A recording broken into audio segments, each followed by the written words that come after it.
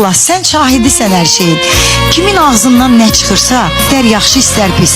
Kimin ağzından nə çıxırsa, o çiyinlərinə yazılır. Bəli. O bu dünyada da olmasa, o biri dünyada mütləq cavabını verir. Düşünürəm ki, insan bu dünya müvəqqətidir. Biz hər birimiz bu dünyanı tərk vətən eləyəndə Allahın qabağında başımız aşağı olmasın. Ona görə mən sustum. Allahın çox gözəl bildiyi, gördüyü, eşitdiyi o böhtanlara öz susqunluğumla cavab verdim.